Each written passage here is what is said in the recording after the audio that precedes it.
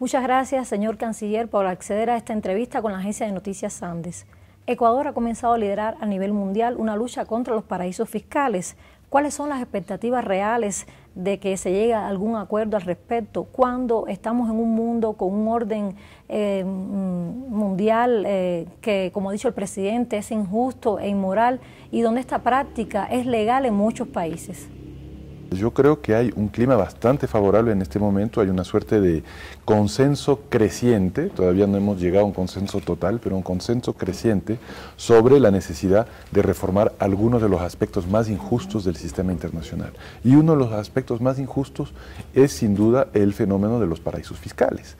Se nos habla mucho de la necesidad de que los países en vía de desarrollo se desarrollen, garanticen la prosperidad, el bienestar, los derechos de sus ciudadanos, y está muy bien, pero hay muchas contradicciones. Por un lado se dice esas cosas desde muchas esferas, muchas veces además sin legitimidad, y por otro lado todos los obstáculos están en ese camino hacia el desarrollo. Y uno de los grandes obstáculos es el hecho de que el sistema global permite la evasión de los impuestos, lo que a su vez impide que los estados tengan recursos para dinamizar su economía, para generar empleo, para sofisticar su patrón productivo económico y para tener dinero para hacer política pública, obra pública, reducción de pobreza, etcétera, etcétera.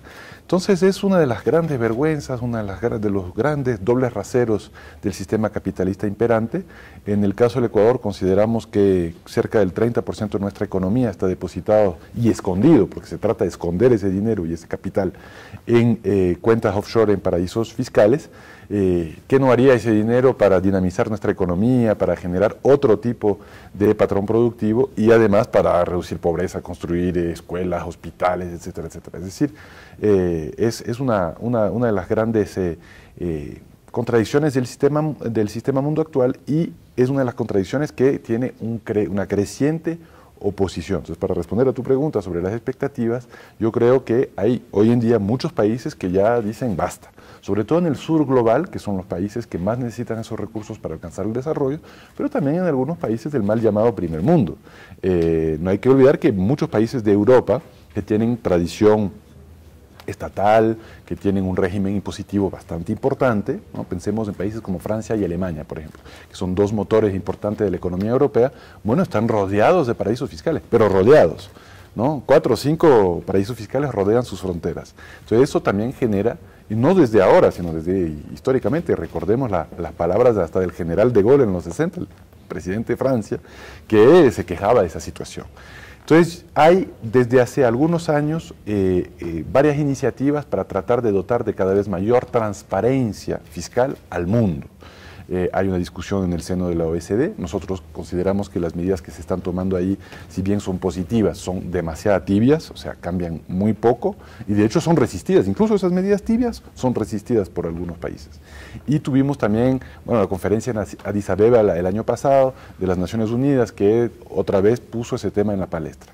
Y acabamos de tener el gran escándalo mundial de los Panama Papers. Bueno, hay que aprovechar esa coyuntura, esa creciente conciencia del problema, el hecho de que esté también en la palestra en todos los medios de comunicación, y es justamente lo que ha hecho en el Ecuador. Ecuador quiere ejercer liderazgo en este debate global y creemos que las condiciones son idóneas para dar esta pelea, para un pacto ético a nivel nacional y también a nivel internacional en el transcurso del año 2016 y 2017. Sabemos que hoy ha tenido una llamada importante con las autoridades de Estados Unidos acerca del tema del estatus de protección temporal o TPS en inglés, que ha solicitado Ecuador el 18 de mayo para darle protección a los migrantes tras el terremoto que afectó a este país el 16 de abril. ¿Cómo avanza ese proceso? Acabo de tener una llamada telefónica importante con Mari Carmen Aponte. Mari Carmen Aponte es bueno, la persona en el Departamento de Estado que está a cargo de toda América Latina, la que le sucedió a Roberta Jacobson. Ella es la secretaria de Estado adjunta para América Latina. Y le planteé que todavía no hemos tenido una respuesta por parte de los Estados Unidos sobre nuestra solicitud de TPS. Yo hice la solicitud para el TPS, para nuestros migrantes, el 18 de mayo de este año. Han pasado ya casi 3 meses, 2 meses y medio, y no hemos recibido respuesta alguna, ni sí ni no. Entonces le insistí, le dije que acabamos de enfrentar pues, un terremoto con graves consecuencias para el Ecuador, que es un asunto de mucha preocupación para la población migrante ecuatoriana en los Estados Unidos y que nos gustaría tener una respuesta. Fui muy enfático en ese sentido y me dijo que obviamente iba a hacer seguimiento y que me daría una respuesta, ¿no? En los últimos días, Julian Assange, fundador de Wikileaks, ha hecho algunas revelaciones sobre Estados Unidos, un país que está en elecciones. Hay algunas críticas al respecto de que Assange se estaría pronunciando desde territorio ecuatoriano sobre un país que precisamente está en elecciones. ¿Qué opinión le merece a usted estas declaraciones de Assange? Bueno, el señor Assange es dueño y responsable de sus propias palabras, ¿no? El gobierno ecuatoriano no es responsable de lo que diga Julian Assange, no nos hacemos responsables de las afirmaciones ni las declaraciones del asilado, y cualquier declaración que el señor Assange haga a futuro es responsabilidad absoluta de él y no compromete de ninguna manera al Estado ecuatoriano. He visto en los últimos días cobertura en la prensa de que nos estamos inmiscuyendo a través del señor Assange en la soberanía de otros países. De ninguna manera. Nosotros somos muy respetuosos, creo que ha sido uno de los pilares fundamentales de la política exterior ecuatoriana, somos muy respetuosos de la soberanía de otros países, de los procesos democráticos de otros países y no nos queremos inmiscuir de ninguna forma en la soberanía de otros países. El señor Assange es un periodista, ejerce una labor periodista y nosotros no tenemos ninguna injerencia sobre las cosas que diga ni nos hacemos responsables por ellas. En todo caso, tampoco el asilo le impone requisitos a él de que se pronuncie o no se pronuncie. Bueno, hay normas internacionales del asilo, ¿no? La Convención de 1954 de Caracas y obviamente estamos vigilantes de que no haya ningún tipo de violación a las normas internacionales de asilo. Usted ha dicho en los últimos días que la diplomacia ecuatoriana se enfocará en el año 2016 y 2017 a esta lucha internacional contra los paraísos fiscales. Sin embargo, desde el punto de vista del campo diplomático, ¿a qué otros asuntos le estarían apuntando también? En realidad, en relaciones internacionales, todo importante. Los detalles, lo multilateral, lo bilateral, la relación con los vecinos, el tema de los migrantes, la relación con los BRICS, con los Estados Unidos, el tema de la integración, el tema comercial también en este momento económico que es, enfrentamos algunos retos a nivel internacional por la situación económica mundial y obviamente eso es un tema importante. Sin embargo, ciertamente, como canciller, pues uno tiene grandes derroteros, sin descuidar lo otro, hay grandes derroteros que tienen quizás una importancia estratégica sin quitarle importancia a ningún otro tema. Yo diría que yo creo que la locución televisiva del señor presidente el otro día sobre los paraísos fiscales, para mí marca un hito histórico, es una propuesta realmente de la que los ecuatorianos nos podemos enorgullecer. Yo creo que de aquí a varios años estará en los libros de historia y como tal creo que juega un rol importante a nivel doméstico, a nivel nacional, pero que también juega un rol fundamental a nivel internacional, a nivel planetario. De hecho, deberíamos presentarlo, ojalá como un ejemplo para el mundo, lo deberíamos llamar, habrá que ver en los diferentes idiomas, pero el referéndum Correa debería ser algo realmente que como Ecuador nos enorgullezca y yo creo que va a marcar muy fuertemente la política exterior de esta Cancillería durante el año 2016-2017. Estoy escribiendo a todos los cancilleres, estamos comunicando sobre este tema a todos los países, en el ámbito multilateral, en todos los foros internacionales, en el Consejo de Derechos Humanos, en la Asamblea General ahora, en el Comité de Descolonización, por supuesto lo trataremos en las instancias de integración aquí, en la UNASUR, en el ALBA, en la CELAC, en la OEA. Tiene que ser un pilar muy importante de la política exterior. Y eso está vinculado a otras iniciativas que no son específicamente sobre paraísos fiscales, pero tienen mucho que ver. Lo que estamos trabajando en Ginebra sobre un instrumento legalmente vinculante para que las empresas transnacionales tengan que rendir cuentas sobre la repercusión que tienen en materia de derechos humanos. Todos los organismos que existen en materia de derechos humanos regulan al Estado o le piden cuentas al Estado. Nosotros estamos proponiendo un instrumento legalmente vinculante, porque hay nociones muy generales, pero nada legalmente vinculante, que comprometa a las grandes corporaciones transnacionales en materia de derechos humanos. Es un cambio de visión, incluso en términos con raíces ideológicas muy profundas, de que por supuesto el Estado puede atropellar los derechos humanos, pero también lo puede hacer otras instancias, incluyendo empresas transnacionales. Estamos trabajando también en el ámbito multilateral estos temas. Otro ámbito muy importante al que te referías en tu pregunta es el tema de la migración.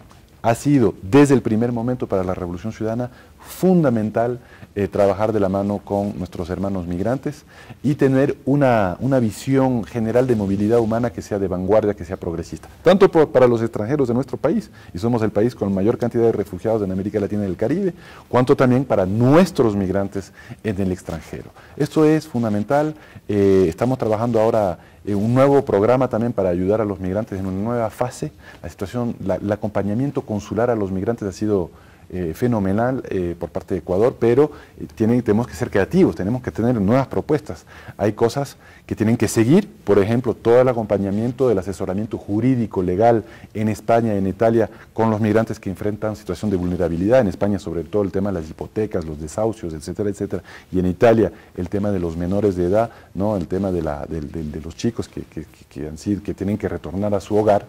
Pero hay otros temas, ¿no? Entonces, vamos a ver ahora en las próximas semanas, vamos a entrar con programas muy fuertes con nuestros migrantes, sobre todo en el ámbito de la capacitación, de la formación y la educación, que hemos detectado es la gran demanda de nuestros migrantes en este momento, ¿no? Hace algunos años tenían una vulnerabilidad tal que el Estado tenía que intervenir con cierto tipo de políticas. Ahora pues que el Estado los está acompañando y los viene defendiendo en ciertos temas, podemos pasar a la siguiente fase y creemos que la siguiente fase es educación, formación, capacitación, para que su inserción en los diferentes países, en Estados Unidos, en España, en Italia, en Reino Unido, en diferentes países, pueda ser mucho, sobre todo la inserción laboral, pueda ser mucho más favorable, más competitiva, que tenga más herramientas a su alcance para poder defenderse en los países en los que están.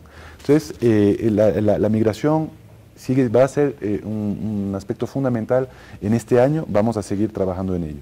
Y luego hay otros aspectos que son muy importantes, no voy a cansarte más porque podría seguir, pero hay otros aspectos que son fundamentales.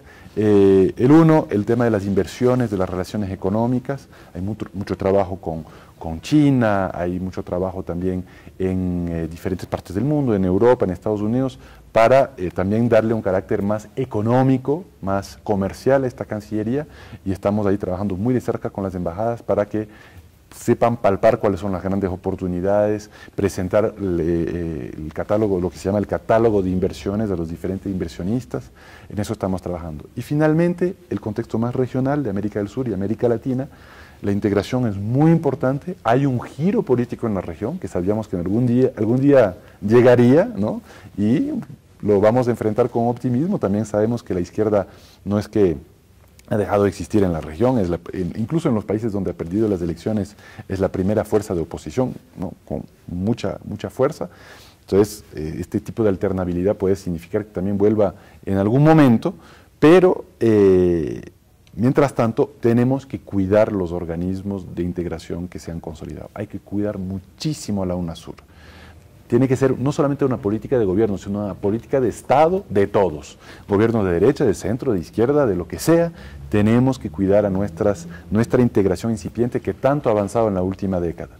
Porque nos ha costado tanto construirlo y Ecuador, además como sede de la Secretaría General de la UNASUR, va a cuidar muchísimo este ente de integración. O sea, lo vamos a defender muy fuertemente y vamos a pedir un gran compromiso por parte del vecindario, de nuestros vecinos, de que sigan cuidando a ese mecanismo de integración y los demás mecanismos de integración también.